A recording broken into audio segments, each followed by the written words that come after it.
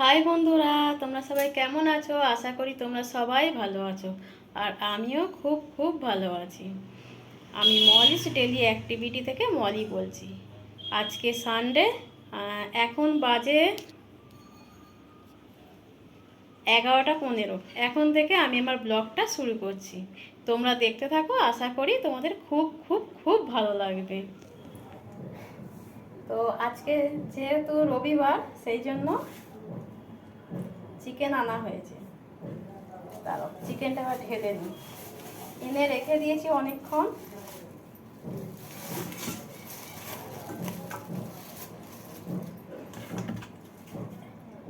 এটা আবার ধোবো, ভালো করে আগে ধুয়ে নিই।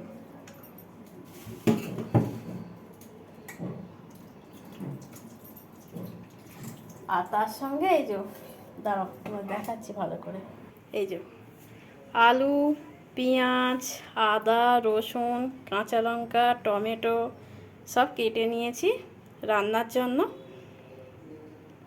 আর এই চিকেনটা এবার ধুয়ে নিই। দাঁড়াও, চিকেনটা ধুয়ে নিই।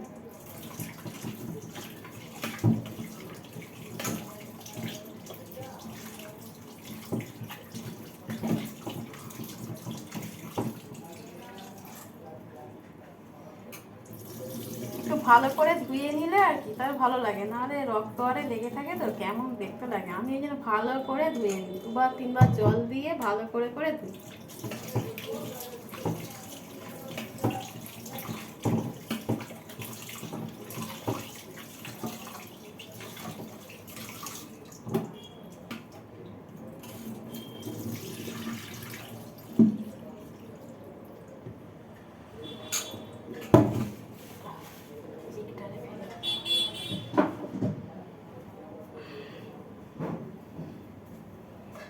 এই দেখো বন্ধুরা, ভালো করে ধুয়ে নিয়েছি।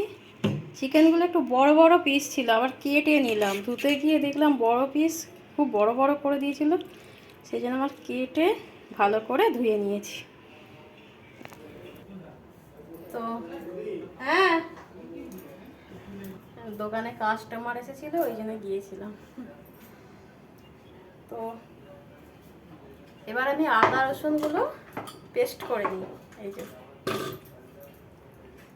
আর আমি হচ্ছে মাংসকে আগে থেকে ম্যারিনেট করে রাখি না, একেবারে কষতে থাকি, ওতে খুব সুন্দর হয়।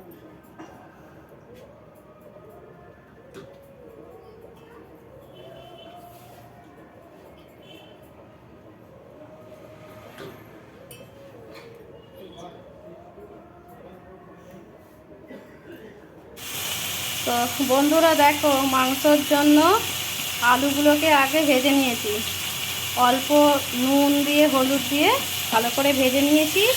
আর এই যে এখানে পেঁয়াজ দিয়েছি।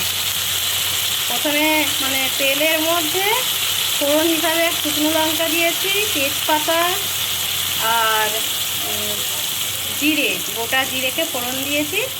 দেওয়ার পরে এবার পেঁয়াজ দিয়ে নাড়ছি। এত গরম হচ্ছে, রান্না করতে পুরো ঘেমে যাচ্ছি। আর এটাই ভাত হচ্ছে, এই যে এটা ভাত হচ্ছে। তো আমাদের না এবার মাংস হলে আমার একটু বেশ ভাতটাই বেশি ভালো লাগে খেতে। ওই জন্য আমি কি করি, রবিবার হলে আমি দুবেলা একেবারে চাল নিয়ে নিই। ওবেলাও ভাত খাই। ছেলেটা রুটি খাক কি মুড়ি খাক, ও যাই হোক খেয়ে নেয়, আর আমি দুবেলায় ভাত খাই। এই একটা দিনই খাই, নাহলে আর কোনো দিনও ভাত খাই না। আমার একটু মাংস হলে মানে রুটি পরোটা এইসবের থেকে আমি ভাতটা খুব ভালো লাগে খেতে। এবেলা খেয়ে নেবো, আর ওবেলা ওই জল দিয়ে রেখে দিই। এখন গরমকাল, ভাত কেমন হয়ে যাবে, জল দিয়ে রেখে দিই, ওবেলা নিচুড়ে খাই। আর শীতকালটা এমনিই রেখে দিই, বেশ গরম করে খেয়ে নিই। চলো মাংসটা রান্না করে ফেলি। দেখো বন্ধুরা, কত সুন্দর কালার হচ্ছে, দেখেছো? দেখো, মশলাগুলো সব কষানো হয়ে গেল, এবার মাংসটা দেবো, দিয়ে কষাবো। তো এই দেখো বন্ধুরা, মাংস দিয়ে দিয়েছি, দিয়ে এবার কষতে থাকি এখন। আর মশলার মধ্যে দিয়েছি প্রথমে সেই পেঁয়াজ দিয়েছিলাম, তারপরে টমেটো দিয়েছি। টমেটো দেওয়ার পরে কিছুক্ষণ ভালো করে আবার ভেজে নেওয়ার পর তারপরে এবার আদা রসুন এই কাঁচা লঙ্কা পেস্ট করে দিয়েছি। সেইটা যখন কষা হয়ে গেল, তারপরে এবার জল আলাদা করে বাটি করে জল গুলে তার মধ্যে লঙ্কা গুঁড়ো, হলুদ গুঁড়ো, জিরে গুঁড়ো, ধনে গুঁড়ো, কাশ্মীরি লঙ্কা গুঁড়ো, তারপরে হচ্ছে ওই চিকেন মশলা সব দিয়ে এর মধ্যে দিয়েছি, আর সামান্য চিনিও দিয়েছি। দিয়ে এখন এই মাংসগুলো কষছি, আর এতে লবণ দিয়েছি। এবার মাংসটা ভালো করে কষি, তারপরে আলু দিয়ে জল দিয়ে দেবো। তোমরাও এইভাবে করো তো? একটু কমেন্টে জানাবে বন্ধুরা। এই দেখো মাংসর ফাইনাল লুক। পুরো রান্না হয়ে গেছে, কত সুন্দর রং হয়েছে দেখেছো? দেখো, দাঁড়াও চাপা দিয়ে দিই। তো মাংস রান্না হয়ে গেছে, ভাত হয়ে গেছে, এবার ছেলে স্নান করছে, খাবো, খেয়ে দিয়ে এবার একটা ঘুম দেবো। তোমরা দেখতে থাকো বন্ধুরা। আমি বিকালবেলা উঠে সমস্ত কাজকর্ম সেরে নিয়েছি, দোকান খুলেছি, খুলে ঝাঁট দিয়ে জল ছড়া দিয়েছি, দিয়ে আজকে একটু মাথায় তেল মাখলাম। আমি মাথায় কি করে জানো তো, শ্যাম্পু করি যেদিনকে তার আগের দিনকে বিকালবেলা একটু তেল মাখি। আর খুব চুল উঠছিল, সেই জন্য না আমি সেই ইন্দু লেখা তেল ওটা বেশ ব্যবহার করছি, খুব ভালো। এটা নিয়ে 3টে হয়ে যাচ্ছে, অনেকটা চুল ওঠা কমেছে। এবার ওইটার জন্যে কি আমি একটা শ্যাম্পু ব্যবহার করছি সেইটার জন্য বুঝতে পারছি না, তবে চুল ওঠা অনেক কমে গেছে।